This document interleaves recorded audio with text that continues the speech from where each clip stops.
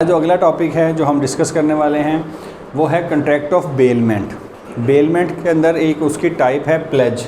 ये बड़ी अहम टाइप है, ये बहुत ज़्यादा आम रूटीन में यूज़ होती है। तो बेलमेंट सेक्शन 148 से सेक्शन 171 तक डिस्कस की गई है और उसके बाद 171 से 181 तक जो सेक्शंस हैं वो प्लेज से डील करते हैं, जो बेलमेंट की एक किस्म है।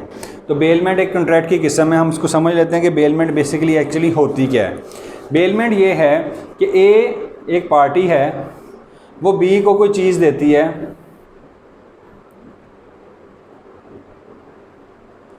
किसी ख़ास मकसद के लिए, ठीक है, ट्रांसफ़र की जाती है चीज़ सर्टन पर्पस, और उसके बाद रिटर्न करनी है चीज़ आफ्टर पर्पस इज़ फुलफिल्ड। ठीक है, यानी कि आपने फ़र्ज़ करें किसी को चीज़ चाहिए। इसकी सबसे आसान एग्जांपल है कि जब आप गाड़ी ठीक करवाते हैं, आपने गाड़ी रिपेयर करवानी है मैकेनिक से। आपकी गाड़ी है, आप मैकेनिक के पास जाते हैं, उसको गाड़ी देते हैं, ठीक है। ये जो मैकेनिक है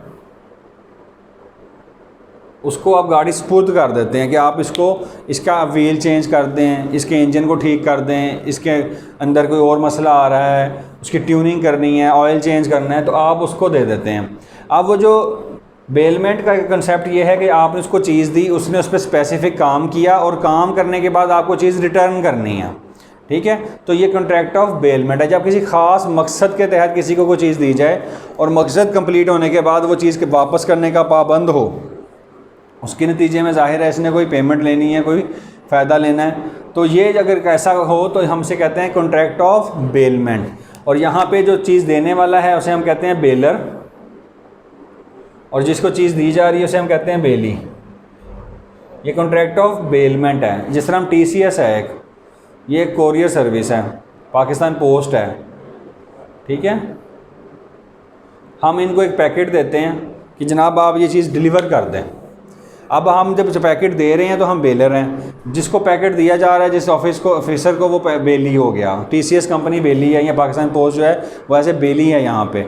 उसने वो चीज़ वहाँ पहुँचानी है और हमारी मर्ज़ी के मुताबिक डिस्पोज ऑफ कर देनी है। तो जब आप ऐसा करें कि आप अपनी कोई चीज़ किसी को दें, उस पर वो मखसूस काम करे और काम कंप्लीट होने के बाद वो चीज़ आपको वापस करे, या आपकी मर्ज़ी के मुताबिक किसी और तक पहुंचाए, या किसी मर्ज़ी के मुताबिक उसका कोई और मुसर्रफ है डिस्पोज ऑफ उसको करता है, तो हम उसे कहते हैं कॉन्ट्रैक्ट ऑफ बेलमेंट, ठीक है। इसकी अगर हम डेफिनेशन को देखें तो सेक्शन 148 जो है वो इसकी डेफिनेशन देता है। वो ये कहता है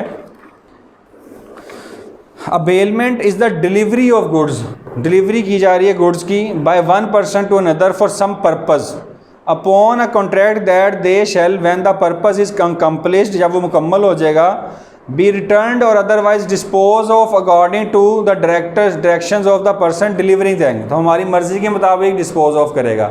हम जैसे किसी को कहते हैं कि ये चीज़ वहाँ तक पहुँचा दें TCS वालों को, तो ये हमारी मर्ज़ी के मुताबिक उसको डिस्पोज ऑफ कर रहे हैं। The person delivering is goods is called bailor and the person to whom they are delivered is called bailee, ठीक है। तो ये बेलर और बेलमेंट का, जो बेली का जो कंसेप्ट है, ये कॉन्ट्रैक्ट ऑफ बेलमेंट कहलाता है। इसके अंदर देखने वाली बात क्या है कि बेलर्स के भी राइट हैं और इसके भी राइट्स एंड ड्यूटीज़ हैं।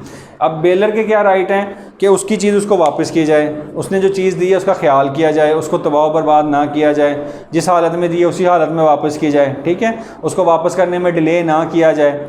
अब उसकी ड्यूटी क्या है कि जो बेली को उसने पैसे देने हैं वो उसको टाइम पे दे, उसको बताए, बेलर उसको बताए कि जनाब इसमें ये चीज़ नुक्सा है, इसका ख्याल रखिएगा, इस चीज़ को ना छेड़िएगा, इसमें ये चीज़ पड़ी हुई है, इसकी ये हालत है, इसमें ये मसाइल हैं। जैसे हम TCS वालों के पास जाएँ तो उसे बताएं कि जनाब ये मोबाइल है, ये एक फ्रेजाइल चीज़ है, ये टूट सकती है, इसको ध्यान से रखें। अगर आप नहीं बताते और वो चीज़ टूट जाती है तो वो रिस्पॉन्सिबल नहीं है उसके लॉस के लिए।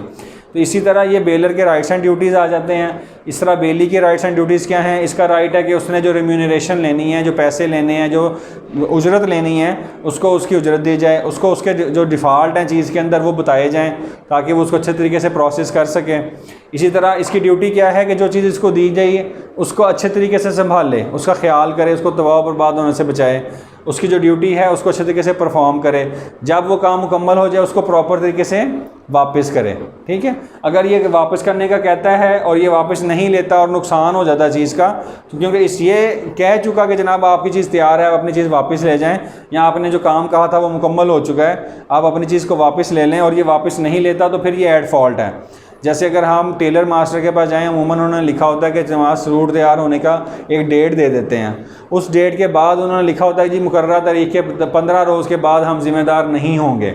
तो वो जो बेली है एज ए टेलर अगर हम देखें तो वो बेली के तौर पे काम कर रहा है, हम उसे कपड़ा देते हैं, उसे कहते हैं इसको सी दें, आप इसको सूट की शक्ल में दे दें, यानी कि जो पर्पज़ था वो उसको शक्ल देना है सूट की। तो उसके बाद वो कहता है जी ये डेट है, आप 10 दिन को आप ना ले जाइएगा सूट। उस तरीके 15 दिन के बाद वो कहते हैं जी हम जिम्मेदार नहीं हैं, हम नहीं संभाल सकते, उसकी रखवाली नहीं कर सकते। तो ये राइट्स एंड ड्यूटीज़ हैं, ये कंट्रैक्ट ऑफ बेलमेंट का कंसेप्ट है। इसी से जुड़ा हुआ एक कंसेप्ट है जो सेक्शन 171 से 181 तक है, जिसे हम कहते हैं प्लेज। प्लेज बेसिकली क्या है कि जो भी चीज़ जो मूवेबल हो, ठीक है, मूवेबल चीज़ जो है ना वो उसमें शामिल होगी। जैसे बेलमेंट में हमने देखा कि मूवेबल चीज़ है, तो प्लेज बेसिकली क्या है कि अगर आप कोई भी वैल्यूएबल, किसी भी कोई कीमती चीज़ वैल्यूएबल गुड है, गुड्स आप एज ए सिक्योरिटी रखवाएं, किसके लिए, यहाँ पर्पज़ क्या है, सिक्योरिटी। जो हमने वहाँ पर्पज़ डिस्कस किया था, टेलर का काम है उसको सूट की शक्ल में दे आना, गाने का काम है उसको गाड़ी की शक्ल में दे देना, गाड़ी को ठीक कर देना। तो यहाँ पर्पज़ क्या है, एज ए सिक्योरिटी, कि एज ए सिक्योरिटी आप दे रहे हैं वो गुड्स। और किस चीज़ के लिए दे रहे हैं कि लोन ले रहे हैं, loan security as return, security for return है कि मैं जनाब आपको ये चीज़ के फैसले में जो पैसे मैं आपसे ले रहा हूँ, जो कर्ज ले रहा हूँ, जो डेट ले रहा हूँ, ठीक है, उसके बदले में आप वो सिक्योरिटी के तौर पर, जिसे हम कहते हैं रहन रख दिया। ठीक है, रहन रखना भी इसको कह सकते हैं कि जब हम रहन रखते हैं कोई चीज़, उसके बदले में हम पैसे लेते हैं, तो हम उसे कहते हैं ये प्लेज है। और प्लेज के अंदर ज़रूरी बात समझने की ये है कि ये मूवेबल चीज़ें होती हैं, ये एक जगह से दूसरी जगह ट्रांसफ़रेबल चीज़ें होती हैं। जहाँ पे प्रॉपर्टी हो, जैसे ज़मीन है जो ट्रांसफ़र आगे एक जगह से दूसरी जगह मूव नहीं होती, उसको जब आप एज ए सिक्योरिटी रख के बैंक से या किसी और बंदे से लोन लेते हैं तो उसे हम कहते हैं ये मॉर्गेज है। तो ये मॉर्गेज की मुखालिफ चीज़ है, यानी कि मूवेबल चीज़ों को जब आप रखें एज ए सिक्योरिटी और लोन लें उसके बदले में, जिसे हम गिरवी रखना या रहन रखना कहते हैं, उसे हम कहते हैं प्लेज है। बेलमेंट की एक किस्म है, जब बेलमेंट का सवाल पूछा जाए तो आपने प्लेज बताना है, अगर प्लेज पूछा जाए तो भी बेलमेंट को डिस्कस करना है। और सेक्शन 148 से 171 तक बेलमेंट, 171 से 181 तक प्लेज है। तो प्लेज का सवाल आ जाए तो भी बेलमेंट को डिस्कस करें, थोड़ा सा उसका ओवरव्यू दें कि बेलमेंट बेसिकली क्या है, और फिर उसकी टाइप है प्लेज, और फिर प्लेज में उसको मज़ीद डिटेल में डिस्कस करें। अब वहाँ पर जो बेलर था वो यहाँ पर उसको हम कहेंगे पॉनर, प्लेज से याद रखें ये पॉनर हो जाएगा।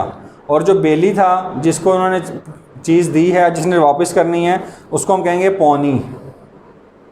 जैसे प्रोमाइज़र और प्रोमाइजी था, वैसे बेलर और बेली, पॉनर और पौनी। तो ये नाम प्लेज के हवाले से याद रखने की ज़रूरत है, बेलर और बेली बेलमेंट के हवाले से याद रखने की ज़रूरत है। किसी भी सूरत में अगर सवाल आए तो आपका बेसिक कंसेप्ट ठीक होना चाहिए कि बेलमेंट क्या है, कि जब किसी ख़ास मकसद के लिए कोई चीज़ किसी को दी जाए और मकसद पूरा होने पे वो चीज़ उसको वापस करनी है, या जैसे वो कहे उसको वापस दे देनी है, तो वो बेलमेंट है। और प्लेज क्या है कि जब हम valuable goods as a security रखवाएं अगेंस्ट अ लोन, तो वो प्लेज कहलाता है। जैसे कंपनीज़ हैं वो अपने स्टॉक्स जो हैं, जो चीज़ उन्होंने प्रोड्यूस की होती है, उसे प्लेज करवाती हैं बैंक से कि जनाब ये स्टॉक हम प्लेज करवा रहे हैं, इसके बदले में आप इतने पैसे दे दें, जब हम आपके पैसे वापस करेंगे आप ये स्टॉक हमारा फ्री कर दीजिएगा, इसको हम सेल करने के काबिल हो जाएंगे। तो स्टॉक्स आर प्लेज्ड विद, ऐसी चीज़ें लिखी हुई आपको बाज़ का नज़र आती हैं कंपनीज़ में, तो वो यही चीज़ है। तो बेलमेंट और प्लेज जो हैं वो जुड़ी हुए हैं। अगर प्लेज पूछें तो भी बेलमेंट को थोड़ा सा हवाला देना है, उस पर उसको कम से कम 2-1 हेडिंग उसकी दें, उसके बाद प्लेज को डिस्कस करें। अगर वो बेलमेंट पूछता है तो उसमें भी प्लेज को डिस्कस करना है।